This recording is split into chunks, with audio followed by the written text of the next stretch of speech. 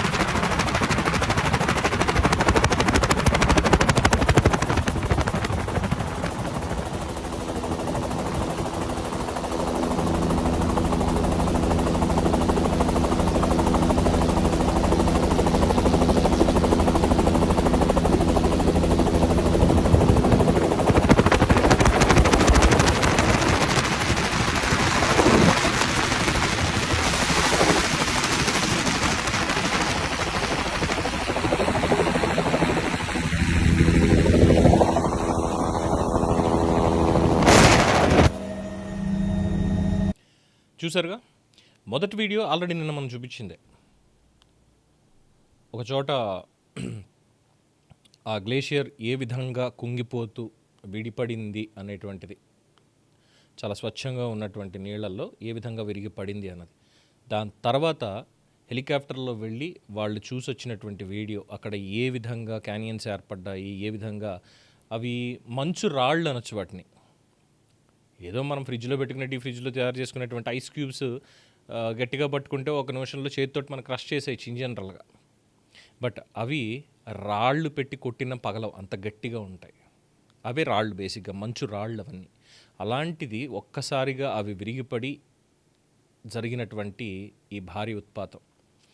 హిమాలయాల్లో భారీ మంచు రాతి భాగం ఒక్కసారిగా విరిగిపడి లోయలోకి దూసుకొచ్చింది. దాని ప్రభావం వల్లే భారీగా మంచురాళ్ళు, మట్టి, నీళ్లు కిందకి కదిలాయి. ఇది అక్కడ. సో ఓవరాల్గా హిమాలయాల్లో ఏం జరిగింది, వాట్ ఈస్ దిస్ GOLF అనేది అంటే ఏంటి అనేది ఇక్కడ ఈ కథనంలో మనం పూర్తిగా తెలుసుకుందాం. సో ఈ మంచు పగిలిపోవడం వల్ల ఈ ప్రవాహం మొత్తం అంతా లెంఢే ఖోలా బోటేకోషి నదీ వ్యవస్థలోకి చేరుకుంది. దాంతో క్షణాల్లోనే భారీ వరదగా మారింది.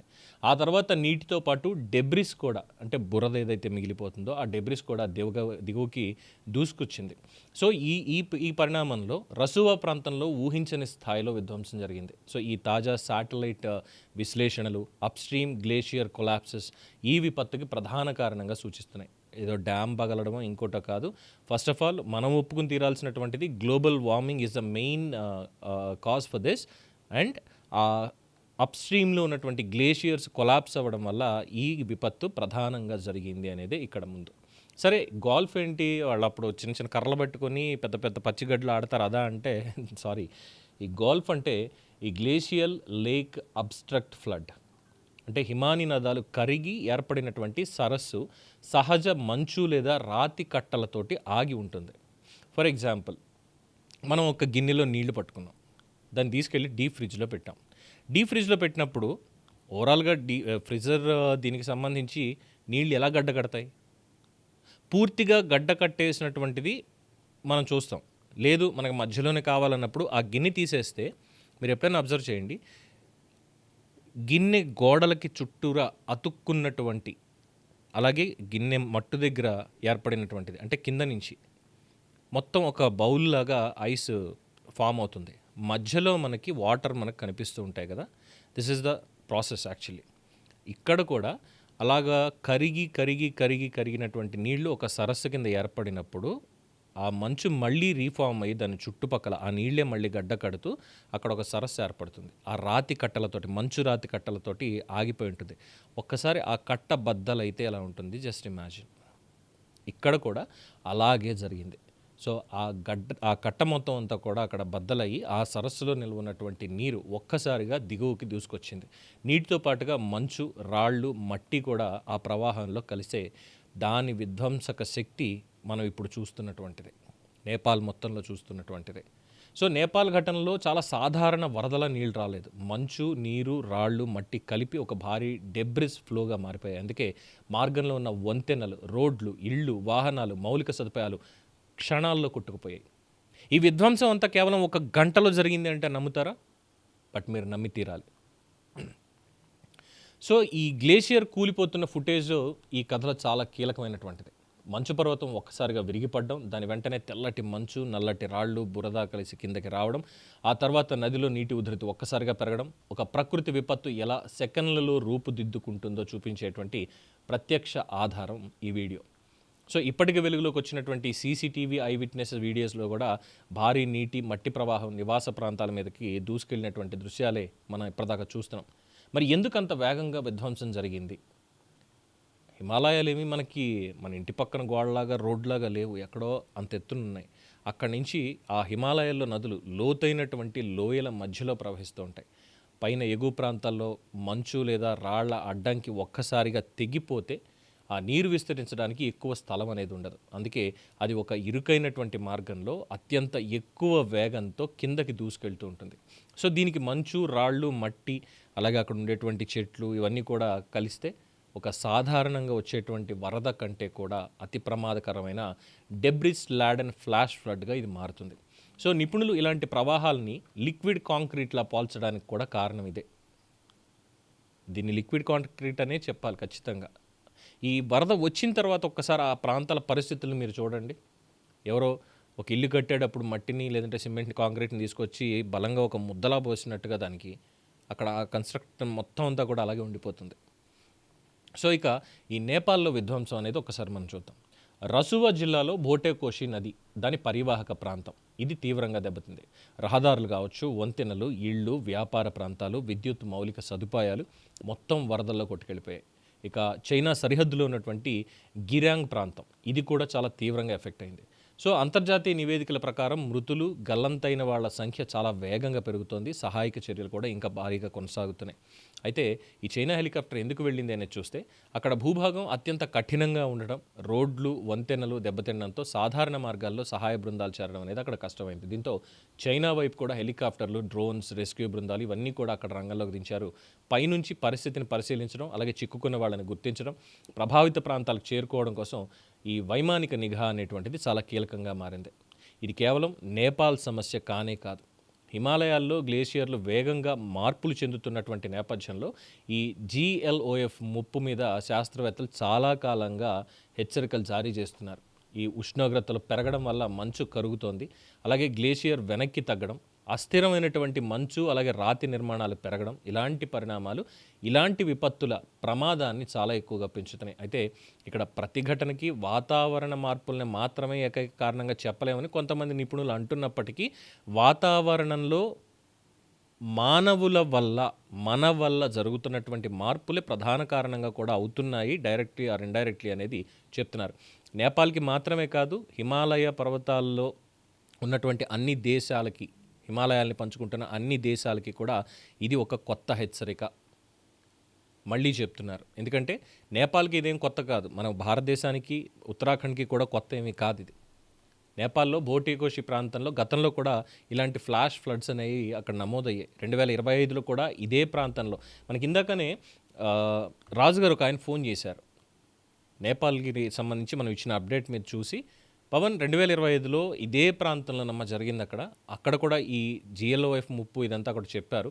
లాస్ట్ టైం మేము వెళ్దాం అనుకున్నటువంటి వాళ్ళం, లక్కీగా అప్పటికి ఈ వరదలు రావడం, మేము వెళ్ళాల్సిన మెయిన్ రోడ్డు కూడా అదే కాబట్టి ఇమీడియట్గా మేము స్టాప్ చేసుకున్నాం. కానీ ఇప్పుడు మరి చాలా ఆందోళనకరంగా ఉంది ఇప్పుడు పరిస్థితి చూస్తుంటే.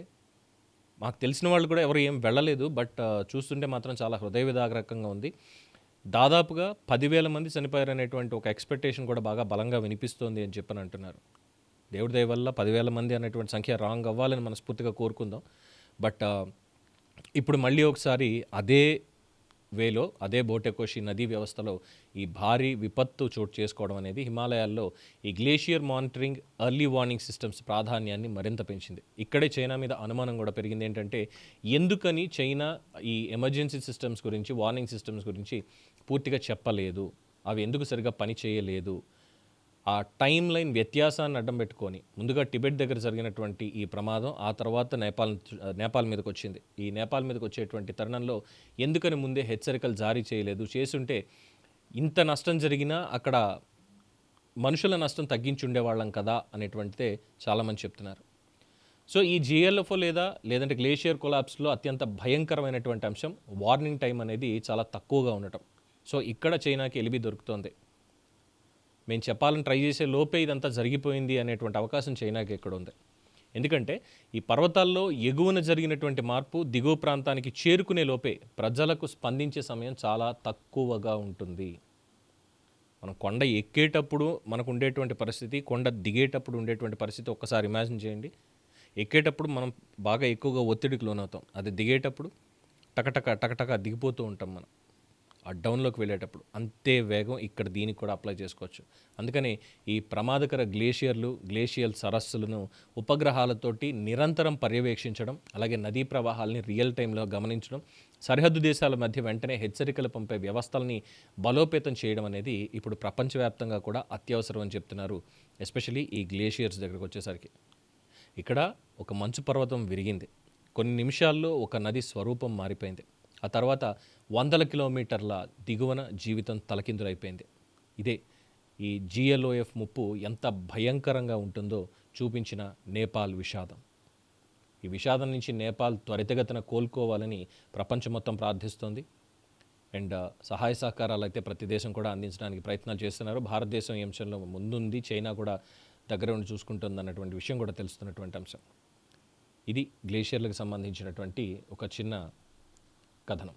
దీని మీద మీ అభిప్రాయం తెలియచేయండి. చూస్తూనే ఉండండి ది బర్డ్ మీడియా.